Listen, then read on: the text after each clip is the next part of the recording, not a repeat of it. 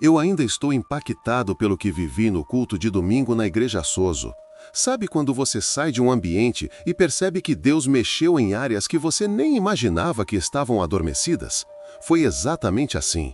Quando o pastor Tiago começou a pregar sobre Filipe e o eunuco, baseado em Atos 8, parecia que o Espírito Santo estava abrindo uma estrada dentro de mim, revelando pontos cegos, despertando áreas que eu tinha deixado endurecer sem perceber. Ele começou mostrando como Deus às vezes nos tira de lugares cheios, movimentados, confortáveis, para nos colocar em estradas desertas, não como punição, mas como propósito. Filipe foi tirado do avivamento em Samaria para ir a um deserto, e ele não recebeu explicações, apenas uma ordem. Enquanto o pastor falava sobre isso, senti Deus me perguntando se eu ainda estava disposto a obedecer, mesmo quando não entendo o porquê. Foi forte, porque percebi o quanto a lógica tenta, muitas vezes, governar minhas decisões mais do que a voz do Espírito. Depois, o pastor destacou algo que me atingiu profundamente. O eunuco voltava de Jerusalém, de um culto, de uma adoração sincera, mas sem entendimento. Ele lia Isaías em voz alta, mas não compreendia o que estava diante dele. E ali eu percebi quantas vezes eu mesmo já vivi isso, momentos de devoção sincera, mas sem clareza espiritual real. O pastor falou sobre como o culto inspira, mas é a palavra revelada que transforma. Ele também nos chamou ao NDC, o Núcleo dos Discípulos de Cristo, lembrando que quem tem fome precisa de ensino, não apenas de emoção. Foi impossível não me identificar. Mas o ponto que mais mexeu comigo foi quando ele leu Isaías 53. As palavras pareciam atravessar o ambiente. Ele foi maltratado, humilhado, torturado, mas não abriu a boca. Ele levou minhas dores. Ele foi moído pelas minhas transgressões. O castigo que me traz paz estava sobre ele. Ali, no meio do culto, eu senti como se o Espírito estivesse reafirmando quem Jesus é. Não apenas uma figura histórica, mas o Cordeiro que silenciosamente tomou meu lugar.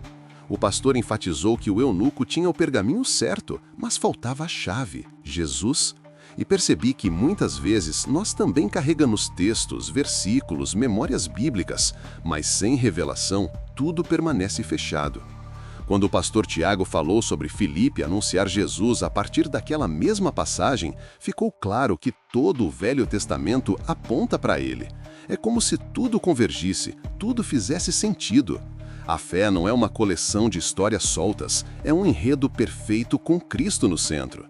E fiquei pensando no quanto me distraio com temas secundários, quando a mensagem sempre deveria retornar ao essencial: Jesus crucificado, ressurreto e vitorioso. O que mais me marcou foi o desfecho do texto. Ao ver água, o eunuco não hesita. Que me impede de ser batizado? O evangelho entendido sempre produz decisão, sempre. Ele desceu às águas, declarou sua fé.